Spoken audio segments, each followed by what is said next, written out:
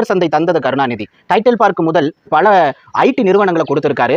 தமிழகத்துல தொழில் புரட்சியும் கணினி புரட்சியும் கொண்டு வந்து சாதித்தவரே கருணாநிதி தான் சொல்றாங்க. தொல்காப்பியர் பூங்கா, செம்மொழி பூங்கா உட்பட பல பூங்காக்களை அவர் கொண்டுட்டு வந்திருக்காரு. நீங்க சென்னையில கூட அதை பார்க்கலாம். இந்த இடங்கள் எல்லாம் அலங்கரிக்கணும்னு சொல்லிட்டு இந்த தமிழ் உரிமை கொண்ட எந்த ஒரு கட்டிடக்கலையா இருக்கட்டும் அது அவருடைய பீரியட்ல கொண்டு வரப்பட்டதுதான். அதையும் தொடர்ந்து சமச்சீர் கல்வி கொண்டு வந்தது அவர் தான் இந்தியாவிலேயே. அதுக்கு முன்னாடி பாத்தீங்கன்னா சமச்சீரே கிடையாது. யார் வேணாலும் சில பாடங்கள் வேரியேஷனா இருந்தது. பட் எல்லாரும் ஒரே சப்ஜெக்ட் தான் படிக்கணுங்கிற ஒரு கொள்கையை கொண்டுட்டு வந்ததே கருணாநிதி அவர்கள் தான். சமச்சீர் கல்வியை கொண்டு வந்தார். இந்தியாவிலே முதலாக சென்னை அண்ணா மேம்பாலம் முதல் கோவை அடுக்கு மேம்பாலம் வரை பல நகரங்களில் பல்வேறு மேம்பாலங்களை கட்டியதே கருணாநிதி அவர்கள் தான். ஆசியாவிலே மிகப்பெரிய பேருந்து நிலையமான கோயம்பேடு பேருந்து அவருடைய ஆட்சியில தான் கட்டப்பட்டது.